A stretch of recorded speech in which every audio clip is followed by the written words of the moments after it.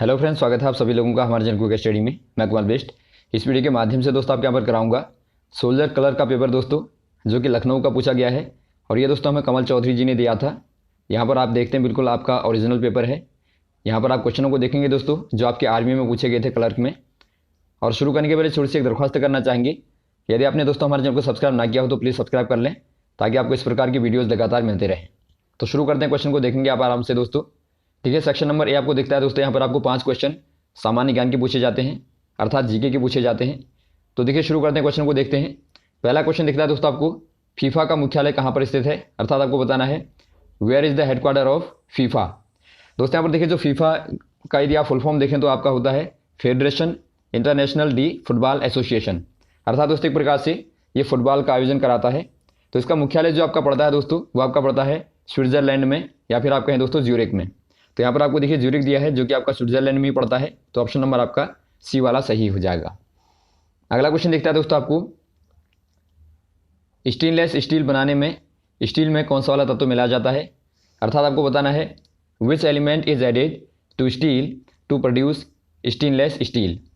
दोस्तों यहाँ पर देखिए, जो आपका स्टेनलेस स्टील होता है उसकी खासियत क्या होती है, उस पर दोस्तों जंग नहीं लगता है और उसकी प्रतिरोधक क्षमता बहुत ज़्यादा होती है, और वो ज़्यादा ताप तक दोस्तों गर्म भी हो सकता है। तो यहाँ पर आपका दिखता है दोस्तों, इनमें से क्रोमियम आपको दिखता है। तो क्रोमियम में क्या गुण होता है दोस्तों, ये एक प्रकार से यदि आप इसके चांदर को चढ़ा देंगे तो उस पर दोस्तों जंग नहीं लगता। जिंक और क्रोमियम ऐसे होते हैं जिनके कारण दोस्तों जंग नहीं लगता है। तो यहाँ पर आपका हो जाएगा क्रोमियम, ऑप्शन नंबर आपका डी वाला दिखता है। तो क्रोमियम और दोस्तों मेनली यहाँ पर क्या होता है, देखिए स्टेनलेस स्टील में क्रोमियम और होता है आपका निकल और होता है स्टील। तो यहाँ पर आपको दिया है क्रोमियम। अगला क्वेश्चन देखेंगे दोस्तों आप, निम्न में से वह कौन सा वाला राज्य है जिसने एक रुपये में 1 किलो चावल देने वाली स्कीम प्रचलित की, अर्थात आपको बताना है विच of the following state has introduce 1 kilogram rice for ₹1 scheme, the first of its kind in the country. ये दोस्तों आपके यहाँ पर देखिए शुरुआत की थी उड़ीसा ने दोस्तों, ऑप्शन नंबर आपका बी वाला हो जाएगा। 1 रुपये में 1 किलोग्राम चावल देने की दोस्तों स्कीम एक प्रकार से शुरू की गई थी।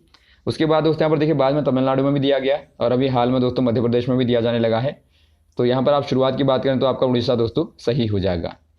अगला क्वेश्चन देखिए दोस्तों, आपका देखता है शून्यकाल क्या है, अर्थात व्हाट इज द जीरो आज। ये दोस्तों आपका वैसा समय होता है जब संसद में प्रश्नकाल के बाद 1 घंटा बचता है दोस्तों 12 बजे के बाद, तो उसे आप कहते हैं शून्यकाल, अर्थात जीरो टाइम कहते हैं। तो यहाँ पर ऑप्शन नंबर आपका डी वाला दिखता है। संसद में प्रश्नकाल के बाद का समय जो होता है दोस्तों, उसे आप कहेंगे शून्यकाल। अगला क्वेश्चन यहाँ पर देखिए दोस्तों, विनेश फोगाट निम्न में से किससे जुड़ी हुई है, अर्थात आपको बताना है Vinesh Phogat is associated with which of the following sports.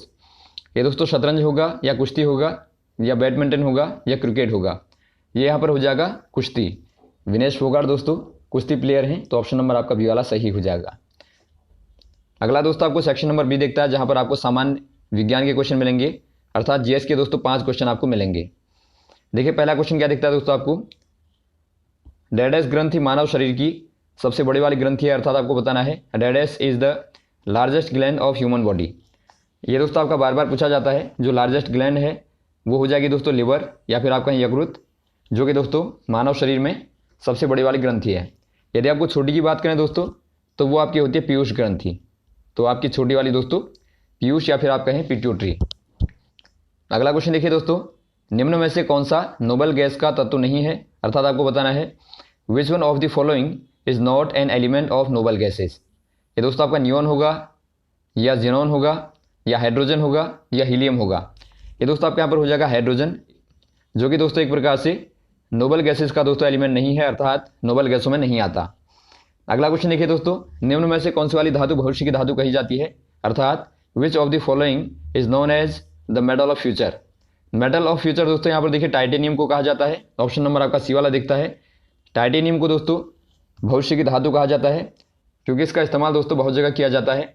जैसा कि आप देखते हैं एयरक्राफ्ट में इसका इस्तेमाल होता है, कपड़ों में इसका इस्तेमाल होता है, स्पोर्ट्स के सामान में दोस्तों, या फिर मकानों के निर्माण में जो आपके सामान लगते हैं उनमें भी दोस्तों इसका बहुतायत प्रयोग किया जाता है। तो इसीलिए कहा जाता है इसको भविष्य की धातु। अगला क्वेश्चन देखिए दोस्तों, निम्न में से कौन सी वाली वस्तु पॉलीएस्टर फाइबर के समान है, अर्थात आपको बताना है which one of the following is a polyester fibre. ये नायलॉन होगा, या टेरिलीन होगा, या एक्रेलिक होगा, या रेयान होगा। ये दोस्तों आपके यहाँ पर हो जाएगा टेरिलीन, ऑप्शन नंबर आपका बी वाला दिखता है। ये दोस्तों एक प्रकार से क्या है, पॉलीएस्टर फाइबर है। पॉलीएस्टर क्या होते हैं दोस्तों, इनमें देखिए एस्टर ग्रुप का एक प्रकार से बार बार दोस्तों रिपीटेशन होता है, उसके पॉलीमर होते हैं। तो इनका इस्तेमाल दोस्तों यहाँ पर देखिए खासतौर पर जो आपका टेरिलीन है, इसका इस्तेमाल बहुत ज़्यादा किया जाता है दोस्तों कपड़ों को बनाने में।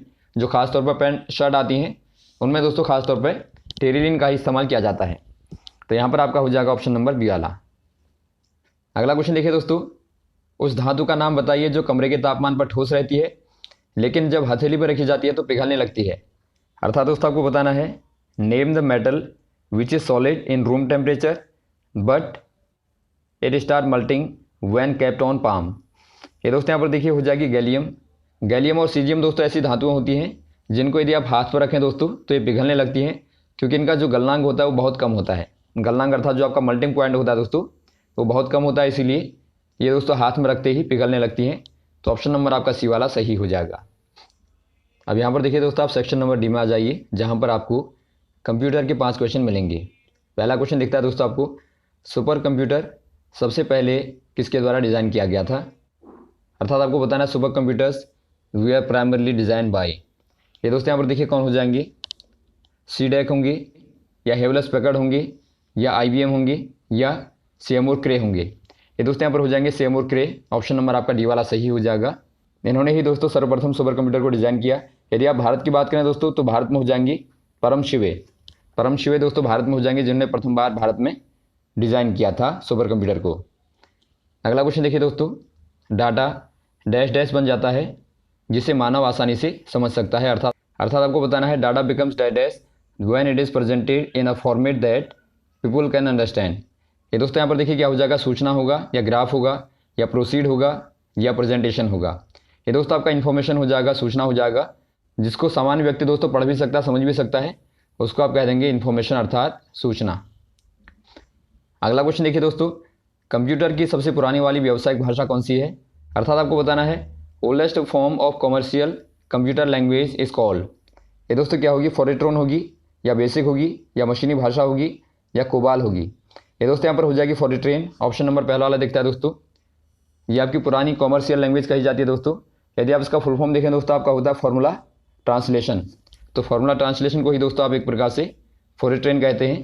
तो ये दोस्तों आपकी सर्वप्रथम 1956 में दोस्तों डेवलप की गई थी। तो ये पुरानी वाली आपकी सर्वाधिक पुरानी दोस्तों कही जाती है।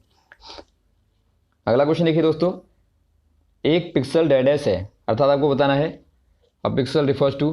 दोस्तों यहाँ पर देखिए जो आपका पिक्सल होता है दोस्तों ये एक प्रकार से डिजिटल इमेज का दोस्तों स्मॉलेस्ट कंपोनेंट होता है। अर्थात जो आपका स्मॉलेस्ट सिंगल कंपोनेंट होगा दोस्तों उससे आप कहते हैं दोस्तों पिक्सल। इसका खास तौर पर जो इस्तेमाल होता है यूनिट के तौर पर होता है दोस्तों।